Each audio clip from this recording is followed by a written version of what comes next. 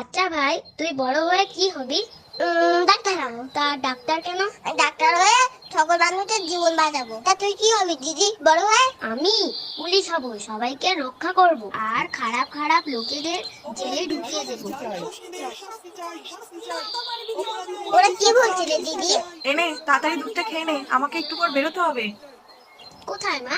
ওরা কারা মা? কেনই বা ওরা বেরিয়েছে? ওরা তো আন্দোলন করছে রে মা। ও মা, আন্দোলন মানে কি? যখন কোনো অন্যায় হয় সেই অন্যায়ের বিরুদ্ধে একসাথে প্রতিবাদ করাই হলো আন্দোলন। তা ওরা আন্দোলন করছে কেন মা?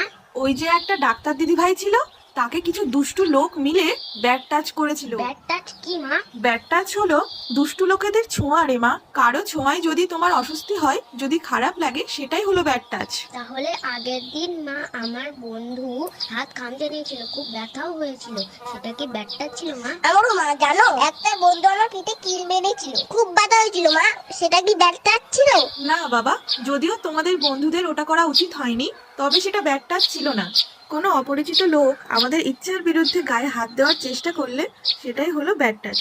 আর এরকম যদি কেউ করে, তখনই বাবা মা বা স্কুলের টিচারকে জানানো উচিত, তারা তাদেরকে উপযুক্ত শাস্তি দেবে। মা, ওই দিদি ভাইটা মা বাবাকে কিছু বলেনি? বলবে কিভাবে? সে তো বলার সুযোগই পায়নি। তার আগেই তো দুষ্টু লোকেরা তাকে কষ্ট দিয়ে মেরে ফেলেছে। আমি ওই দুষ্ট লোকেদের শাস্তি দেবো মা। তার জন্য তো আমাদের আন্দোলন করতে হবে বাবা। আমরাও ওই দিদি ভাইটার জন্য আন্দোলন করবো মা। আমরা যার দুষ্ট লোকেরা